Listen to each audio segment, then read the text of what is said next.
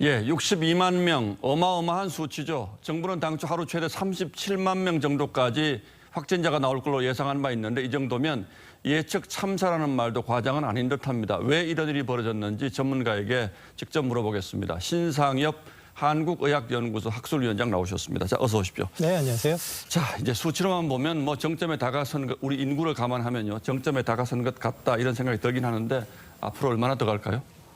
글쎄 지금 뭐 실제적으로 이제 실제 발생 환자가 중요한 거거든요. 예. 지금 보기에는 이미 하루에 100만 명대 확진자가 나온 지가 며칠이 된 것 같습니다. 예. 근데 다만 우리의 이제 검사법이나 이런 차이에 의해서 어떤 날은 30만 명 찾아내고 어떤 날은 60만 명 찾아내고 이런 거거든요. 근데 예.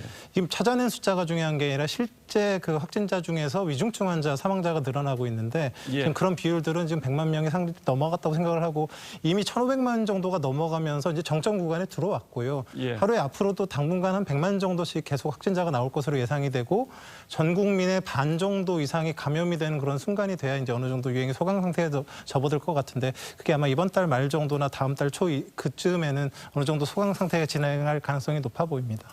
1,500만 명이 감염됐어도 이제 절반 정도라면 이번 달 말 정도까지는 적어도 가야 된다. 그런데 대개 유행의 패턴이 어떻습니까? 정점을 찍으면 그래프가 뚝 떨어집니까? 아니면 찍고 그냥 그 정도 상태로 가게 됩니까? 지금 일단은 지금 그 보통 정점 그러면 이렇게 산봉우리를 생각하실 텐데 그게 아니라 고원이나 분지처럼 어느 정도 정점 수준에 들어간 수준부터 이제 상당 수준, 높은 수준을 유지하다 떨어지게 될 텐데 이게 떨어지는 수준이 재생산 지수가 떨어지는 전 국민 반 정도 감염까지도 지금 예측을 하고 있습니다. 그런데 정부의 예측이 조금 전에 제가 예측 참사라는 표현을 썼는데 왜 이렇게 많이 틀렸을까요?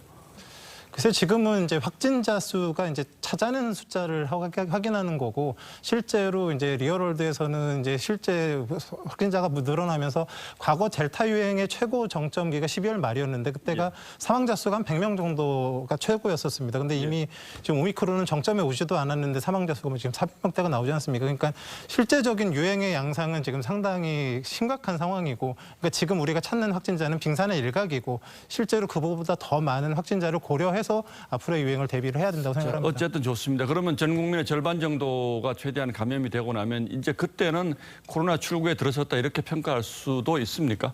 지금 이제 그 중요한 거는 앞으로 그러면 이 유행의 고점을 높이거나 유행의 정점을 길게 만드는 요소들이 있을까에 대한 그런 부분들인데 이제 앞으로 이제 뭐 사회적 거리두기가 완화되거나 그리고 사회적 거리두기 일환이긴 한데 지금 대면 수업이 진행되고 있는데 이게 생각보다 영향이 상당히 큽니다. 예. 학생들 대면 수업이 계속되거나 또 하나는 지금 BA2라는 스텔스 오미크론이 유행을 하면서 일부 유럽 지역에서 다시 확진자 수가 늘어나는 양상을 보이고 있는데 국내 역시 늘어나고 있거든요. 이게 전파력이 높은 걸로 알려져 있어서 이런 BA2가 우세종이 되게 된다 그러면 정점이 좀 더 높아지고 그 유행 기간이 길어질 수도 있습니다. 또 다른 형태의 유행이 올 수 있다 이런 표현이신데 정부가 얘기하는 걸 보면 계절 독감과 치명률이 비슷하기 때문에 사망자 수가 늘어나는 것은 뭐 꼭 그런 건 아니겠습니다만 대수롭지 않다 이제 이런 뉘앙스의 발표들을 하는데 오늘 이제 429명이 돌아가셨잖아요. 이게 계절 독감으로 사망하시는 분도 뭐 이 정도 되니까 크게 특별한 건 아니다라는 얘기가 좀 설득력이 있습니까? 아니면 이건 좀 다른 측면에서 봐야 됩니까? 사실 계절 독감이랑 비교해서 문제가 심각하다 이렇게 나가야 되는 상황이거든요. 왜냐하면 계절 독감이 겨울 전후로 6개월 동안에 300에서 700만 정도의 환자가 발생을 하고 0.1%인 3,000에서 7,000 명 정도가 돌아가십니다. 근데 지금 오미크론은 2, 3, 4월 3개월 동안 지금 2,500에서 3,000만 명의 확진자가 생길 가능성이 높다고 지금 판단을 하고 있고요.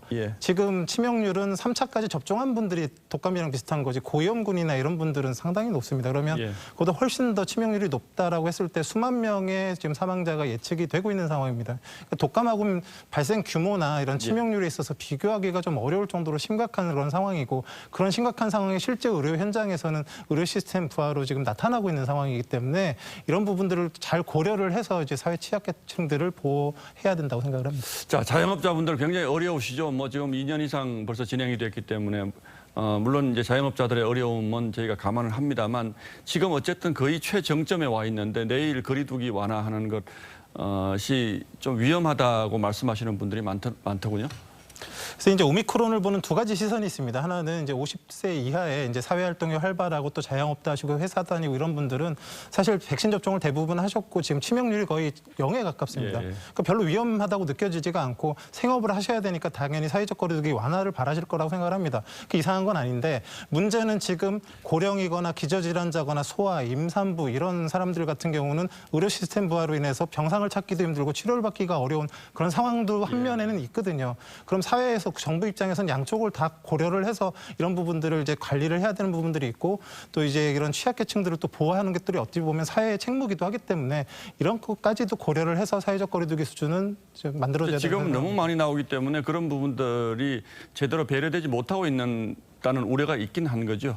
그렇죠. 지금 의료 시스템 부하가 워낙에 심각하니까 이런 분들이 제대로 보호받지 못하고 치료받지 못할 그런 상황들에 대한 우려가 있는 거죠. 예, 잘 알겠습니다. 오늘 말씀은 여기까지 듣겠습니다. 신상엽 한국의학연구소 학술위원장이었습니다. 자, 고맙습니다. 네, 고맙습니다. 예.